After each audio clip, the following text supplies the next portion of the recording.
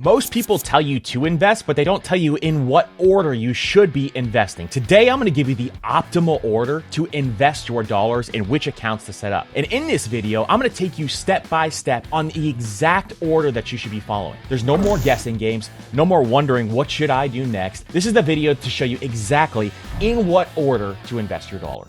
Now, I'm going to give you the investor's checklist, and we deep dive into this investor's checklist in our course, Index Fund Pro. And this is one of our favorite ways to teach people how to invest, so they know the exact order they should be investing their dollars every single month. Now, the first thing that you should do is you should be automatically investing every single month into whatever account you're utilizing. And we're going to go through each account and which one you're doing, but whichever one you're focusing on at the time, you need to set up auto investments. What do I mean by that? I mean automatically contributing money every single month into that account so that you can grow your money. This takes willpower out of the equation, so you don't have to worry, did I remember to put money in my investment account this month? And you just click auto transfers. What that's going to do is that's going to allow you to transfer money over. Then you just select the dollar amount that you want to transfer over every single month, and boom, you're done. This is a way to automate your money so you can take your willpower out of that equation. Now let's get into the order that you should be investing your money. And a quick note here, when you put money into these accounts, you have to make sure that you invest those dollars after you put money into these accounts. It's not invested until you actually choose your investment. So for example, if you're putting money into a Roth IRA, the Roth IRA is not the investment.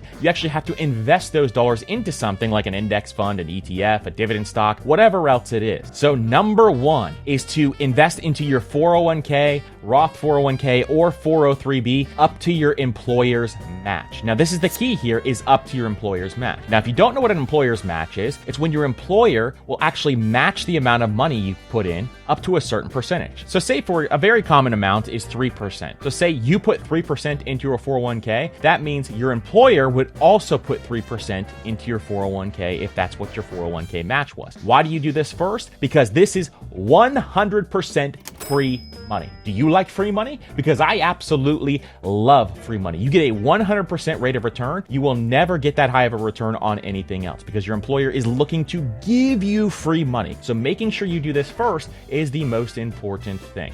Now, once you do it up to that 401k match, then we move on to number two. Number two is to max out your Roth 401k or your Roth IRA. Now, I absolutely love the Roth accounts because the way that this works is you put money in that's already been taxed, money that came from your paycheck. The money grows tax-free, and you can pull the money out tax-free. Now, the growth of this money is the most powerful part with the Roth IRA. Because say, for example, you contribute $500 per month into a Roth IRA, and you do this over the course of 30 years, over $800,000 in that account will be the growth of your money, which means that will be completely tax-free money if you got to say a 10% rate of return. So making sure that you are maxing this out is incredibly important. Now, the max out for 2022 was $6,000. The max out for 2023 for a Roth IRA is $6,500. And for the Roth 401k, which I absolutely love that account, and if your employer offers it, make sure you look into that. The Roth 401k, you can get $22,500 per year into that Roth 401k. So these are incredibly powerful accounts because of that tax-free growth that you get, and that is why we invest in those second.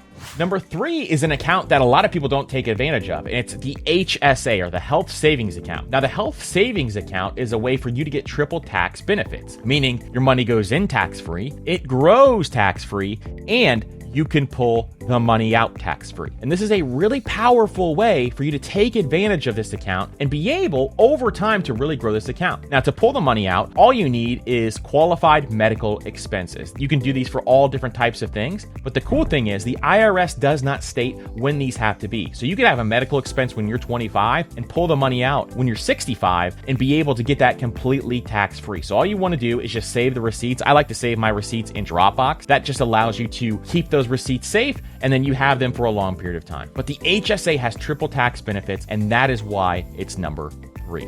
Number 4 is to go back to your 401k or 403b once you have maxed out all these other accounts. The 401k means your money goes in tax-free, your money grows, and when you pull the money out, then you're taxed on that money when you pull it out. So this is why I like to do the Roth before the 401k, because we don't know what future tax rates are going to be. But the 401k still has some tremendous tax advantages, allowing you to put money in tax-free so they can start to grow that way, and it compounds faster because of that. Oh, and one other thing to note on the 401k is you can also contribute to an IRA if you've already contributed to a Roth 401k. If you've already contributed to a Roth 401k, then you can, on the 401k level, you can contribute to an IRA instead.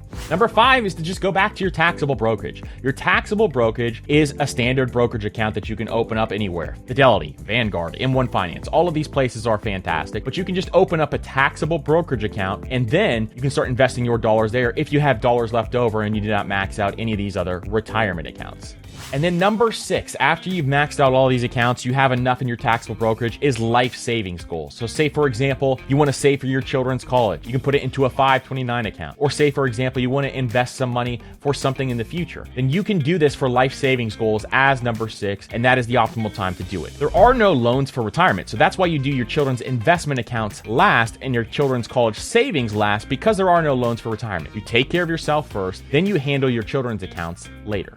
Now, a couple things to note with this system is once you start investing your dollars, you want to make sure that you are reinvesting dividends every single month. So there's a button that you can click in your brokerage account. Make sure you click that because this makes a massive difference on your returns long term. Also, if you want to rebalance your portfolio, say you have a 3-fund portfolio, then you can rebalance at the end of every single year and just set up a reminder to do that every single year. The key here is when you start investing your money, you don't want to sell until you retire. You want to keep that money in those accounts so that it can grow over time and build you generational wealth. This is the key to investing. Long-term investing is the best way to invest your dollars, in my opinion, and that is why I absolutely love doing that as well. Listen, I hope you guys learned a ton about the optimal order to invest your dollars. If you guys want a printout of this, we'll link it up down below where you can get a cheat sheet so you can learn exactly the order to invest your dollars. And if you guys have any other questions, please let me know down in the comments below. I appreciate each and every one of you. Don't forget to like, subscribe, hit that notification bell, and we will see you on the next video.